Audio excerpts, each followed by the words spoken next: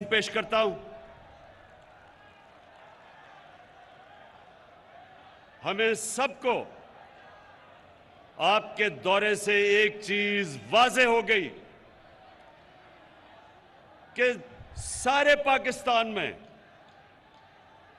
जो खित्ता सबसे ज्यादा तब्दीली चाहता है वो सिंध है।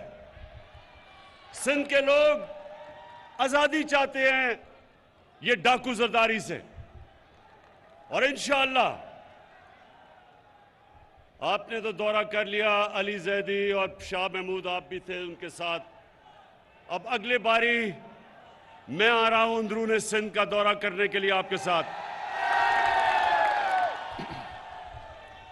मेरी अब मिशन है कि जो जुल्म सिंध के लोगों से हो रहा है, ये जो 14 साल जरदारी माफिया ने सिंध के साथ किया है, मैं अंदरूनी सिंध के लोगों को खास तौर पे आज पैगाम देना चाहता हूं कि आजादी का वक्त इंशाअल्लाह आ गया है।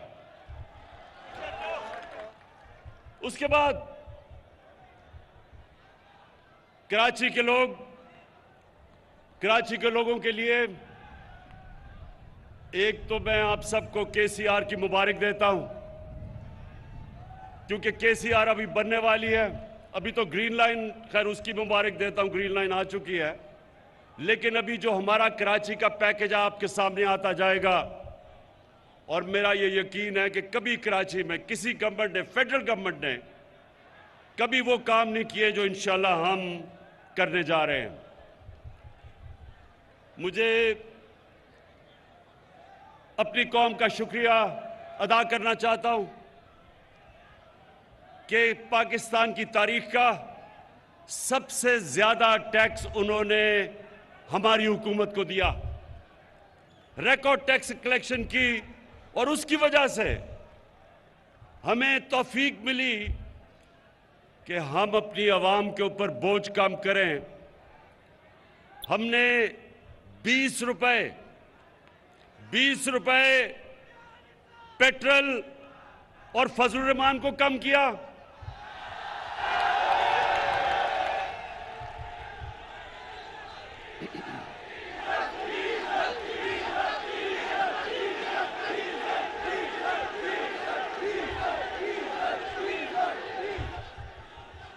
डीजल सस्ता किया, 5 रुपए यूनिट बिजली सस्ती की, जब दुनिया में दोनों की कीमतें ऊपर जा रही हैं। आज आपको हैरत होगी ये सुन के कि पाकिस्तान में पेट्रोल और फजलुर रहमान दुबई से ज्यादा सस्ता है।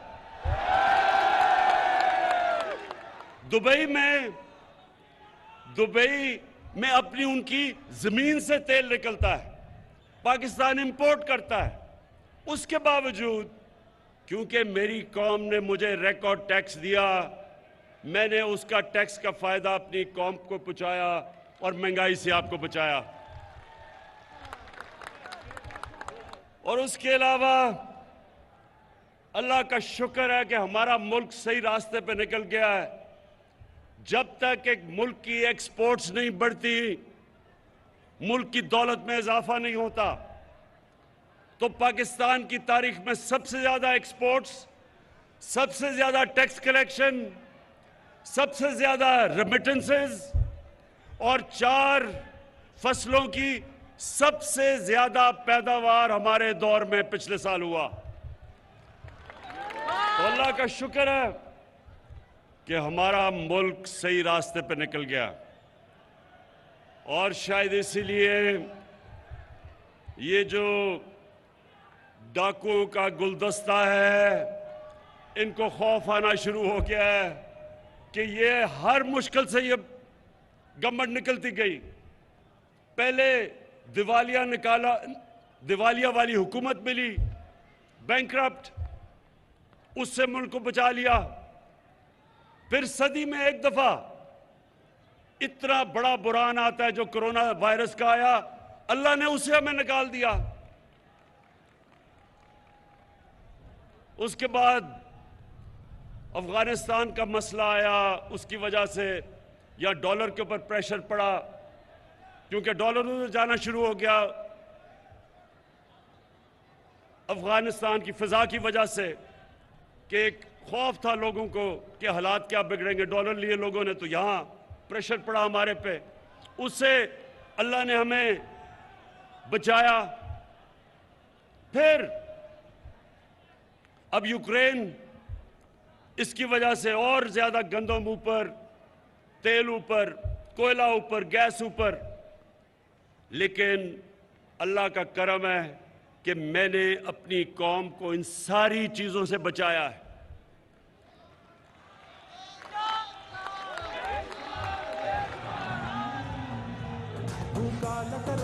तो अब आज जो मैं आपके सामने बात करना चाहता हूं, मेरे बाशऊर कारकुनों, अब जरा आराम से सुने।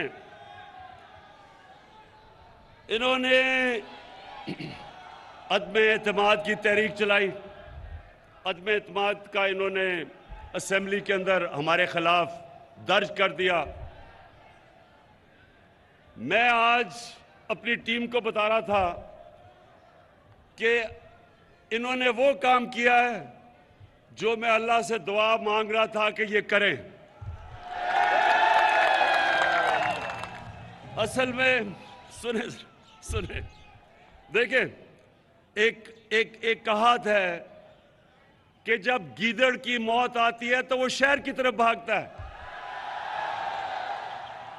तो ये चोरों के टोले की जो इंशाअल्लाह मैं ऊपर वाले के ऊपर एतमाद है, इनकी जो सियासी मौत आई है, इन्होंने अदम एतमाद कर दिया है।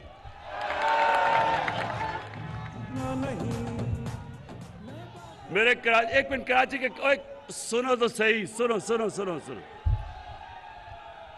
कराची के कारकुनों, देखो, आपका जो चेयरमैन है पार्टी का, उसको दुनिया की क्रिकेट की तारीख में 5 या 6 टॉप कप्तानों में माना जाता है। सुने अभी। और क्यों माना जाता है? क्योंकि क्रिकेट में कप्तान की कामयाबी का राज क्या होता है कि वो पहला दिन जब टेस्ट का शुरू होता है तो तब से वो प्लानिंग करता है कि दूसरे दिन क्या होगा, तीसरे दिन क्या होगा, चौथे दिन और 5वें दिन मैच उसने कैसे जीता है। अगर उसमें ये सलाहियत ना हो, वो कामयाब कप्तान नहीं बन सकता। तो मैं बड़ी देर से इंतजार कर रहा था ये चोरों के टोले की, ये डाकुओं की। 25 साल से जद्दोजहद कर रहा हूं, 25 साल से इन चोरों के खिलाफ मैं जहाद कर रहा हूं। ये पॉलिटिक्स नहीं कर रहा, जहाद कर रहा हूं, क्योंकि मैं अपने मुल्क के लिए इन चोरों के खिलाफ लड़ रहा हूं। तो मैं, अब जरा सुने, अब मैं इंतजार कर रहा था कि ये हर 2 महीने के बाद चोर इकट्ठे होते हैं जी। आज गवर्नमेंट गई, कल गई, धरना हुआ, धरना उठा, लॉन्ग मार्च हुई। तो मैं ये 3.5 साल से मुल्क को संभाल रहा था, जो चोरी और दिवालिया निकाल के अरबों डॉलर चोरी करके ये मुल्क का बाहर लेके गए, तो हम उस मुल्क को संभाल रहे थे। लेकिन हर 2 महीने के बाद जी, अब गवर्नमेंट गई, कल गई।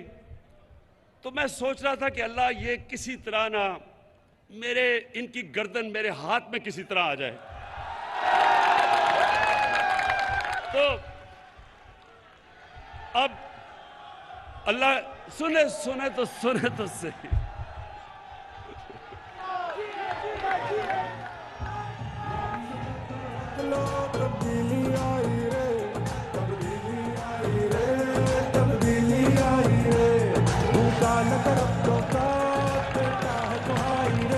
तो अल्लाह सुने, अल्लाह मेहरबान है, रहमान और रहीम है। एक इंसान जो अल्लाह से मांगता है अपनी कौम के लिए, उसकी ज्यादा दुआएं सुनता है।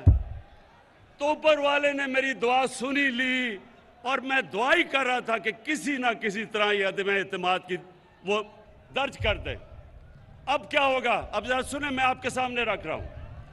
ये उधर आ गए हैं, ये उधर फंस गए हैं, जिधर ये सिर्फ उधर फंसे नहीं है ट्रैप में, ये उधर नहीं फंसे कि सिर्फ ये इनकी अदम एतमाद की तहरीक फेल होगी, ये इधर नहीं फंसे। कप्तान ने आगे की तैयारी की हुई है। अदम एतमाद की तहरीक जब इंशाल्लाह ये जब हम जीतेंगे, उधर मैं रुकूंगा नहीं, मैं इनके पीछे जाऊंगा, मैं इनको छोड़ूंगा नहीं।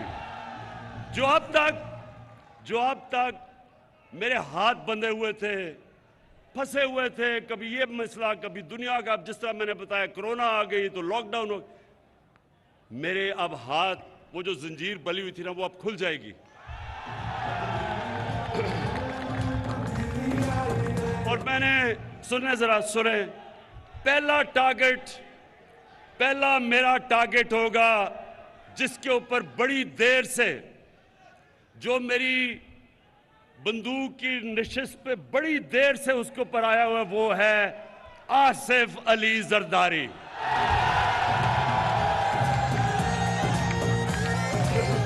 ये आदमी, ये जालिम आदमी जो पुलिस को इस्तेमाल करता है, लोगों को मरवाता है, गुंडों को इस्तेमाल करता है, जुल्म करता है, चोरी करता है। जरदारी सिस्टम में ये हर चीज के ऊपर कमीशन खाता है, सारी दुनिया में बाहर पैसा भेजता है। आसिफ जरदारी, तुम्हारा वक्त आ गया। अब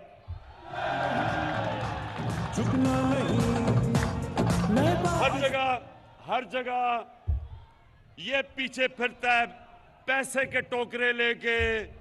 20-20 करोड़ की इसने रकम हमारे लोगों को खरीदने के लिए रखी हुई है। मुझे एक आदमी ने, मेरे मेहमान ने कल आके बताया, जी मुझे उन्होंने 20 करोड़ रुपया ऑफर किया। मैंने कहा ले लेता, पकड़ लो पैसे, हराम का पैसा पकड़ लो, और उसके बाद कोई पनाहगाह खोल देना, कोई लंगर खोल देना, कोई यतीम खाना खोल देना, सवाब मिलेगा तुम्हें।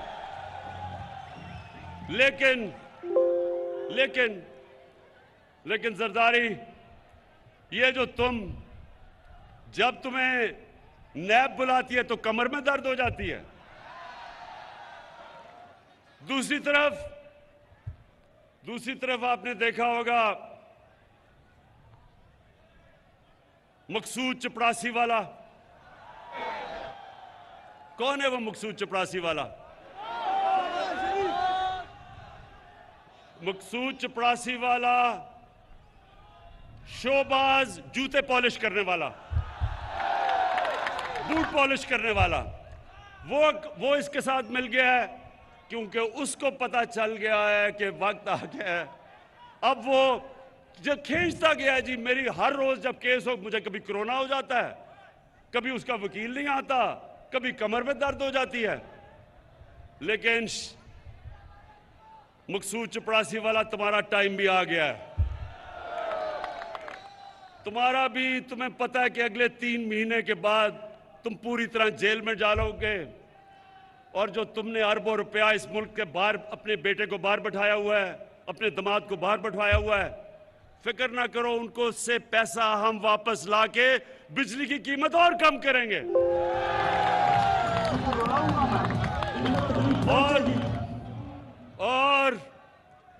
और फिर इनके साथ मिल गया है डीजल। सुने जरा, अब ये सुने, अब इन तीनों की शक्लें देखो, ये निकले क्यों हैं? मुल्क को बचाने के लिए। ये चोर जो 30 साल इस मुल्क का खून चूसते रहे हैं, अब इकट्ठे हो गए हैं कि जी मुल्क को इमरान खान से बचाना है। मुल्क को नहीं आपने बचाना, अपने आप को बचाना है इमरान खान से। और फजलू सुन लो, क्योंकि मौलाना इसको कहना गुनाह है, इसको मौलाना कहना गुनाह है। डीजल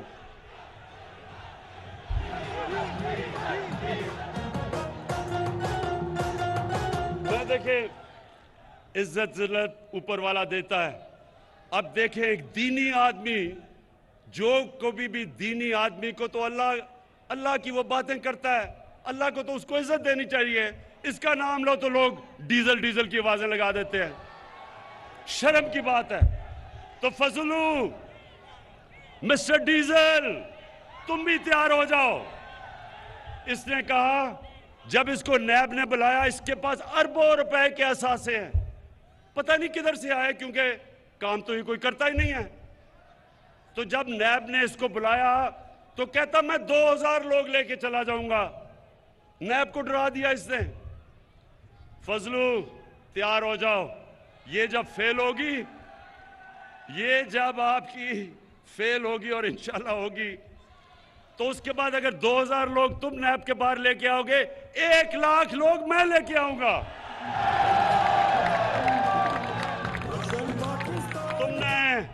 तुमने इस मुल्क का, दीन का काफी, हमारे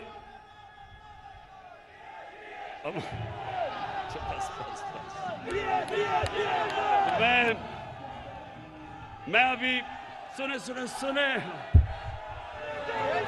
इंशाल्लाह अभी मैं जुमे को दीर जा रहा हूं। दीर के लोगों ने मुझे बुलाया हुआ है। इतवार को मैं पंजाब में हाफजाबाद जा रहा हूं। मैं अपनी कौम को, सारी कौम को बताऊंगा कि ये जो चोरों का टोला है, इसके खिलाफ जंग इमरान खान अकेले की नहीं है, हर बच्चे बच्चे की जंग है इन चोरों के खिलाफ। हर पाकिस्तान की, चाहे औरत हो, चाहे माँ हो, चाहे बाप हो, हम सब ने ये जो 30 साल इस मुल्क से करते रहे हैं, हमने सब ने मिलकर इनको उधर पहुंचाना है जिधर इनको बहुत देर से पहुंचना चाहिए था, पाकिस्तान के जेलों के अंदर।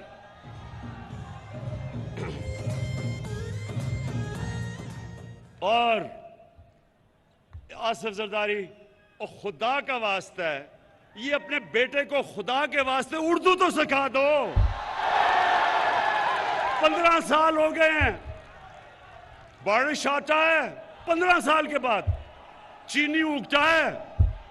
खुदा का वास्ता है, मैंने अंग्रेजों को 2 साल में उर्दू सीखते देखा है। 15 साल हो गए हैं, कभी इसे यही नहीं पता कि लड़की आता है या आती है, इसे ये भी नहीं पता अभी तक। और ये टोला, ये चोरों का टोला मुल्क को बचाने के लिए निकला है। ये उधर आ गए। फिर से मैं कहता हूं, जब इन करप्ट चोरों की मौत आती है तो ये आज असेंबली की तरफ जो आ रहे हैं, अल्लाह तेरा लाख लाख शुक्र है कि तूने मेरी दुआएं कबूल कर ली हैं। और इंशाअल्लाह मेरे पाकिस्तानियों, मेरे कराची के लोगों, इंशाअल्लाह ये मुल्क एक बड़े अजीम ख्वाब का नाम है। इस मुल्क बनने के ऊपर जो नारा लगा था वो ये था कि पाकिस्तान का मतलब क्या? ला इलाहा इल्लल्लाह। अल्लाह के सिवा हम कभी किसी के सामने नहीं झुकते। और ये डाकू जिन्होंने पैसे चोरी करके बाहर रखे हुए हैं, ये हर बाहर से ताकतों के सामने ये झुकते रहे हैं। इस मुल्क के ऊपर 400 ड्रोन अटैक्स हुए 10 सालों में, जब ये जरदारी और नवाज शरीफ इख्तियार में थे। एक दफा ये नहीं बोले। कौन बोला था? तहरीक इंसाफ निकली थी। हमने यहां धरने किए थे ड्रोन्स के खिलाफ, क्योंकि ये वो लोग हैं जो जिन खुदाओं की पूजा उनकी करते हैं जिधर इनका पैसा पड़ा है। चोरी का पैसा इनका उन मुल्कों में पड़ा हुआ है। ये कभी उनके सामने अपने मुल्क की मफादात के लिए खड़े नहीं होंगे। मैं हमेशा समझता हूं कि पाकिस्तान को सबसे दोस्ती करनी चाहिए। किसी मुल्क के मैं खिलाफ नहीं हूं, लेकिन मैं किसी मुल्क को ये इजाजत नहीं दूंगा कि मेरी कौम के मफादात के खिलाफ वो कोई कार्रवाई करे।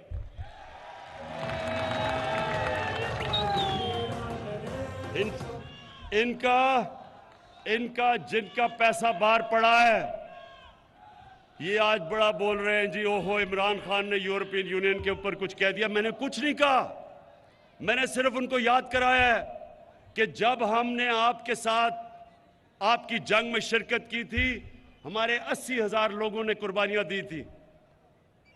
हमारे मुल्क में कबायली इलाका हमारा तबाह हो गया था। हमारे लोगों ने नकल मकानी की थी, 35 लाख लोगों ने। मैं इनको सबको याद कराता हूं कि हमने कुर्बानी दी थी। हमारी किसी ने ना अप्रिशिएट किया, ना हमें हमारा शुक्रिया अदा किया। तो आप जब कहते हैं कि अब हम आपके साथ फिर मिल जाएं, मैं सिर्फ तब मिलूंगा जब भी आप अमन के लिए निकलेंगे। मैं अमन के में आपके साथ आऊंगा, लेकिन किसी जंग में आपका साथ नहीं दूंगा। शुक्रिया।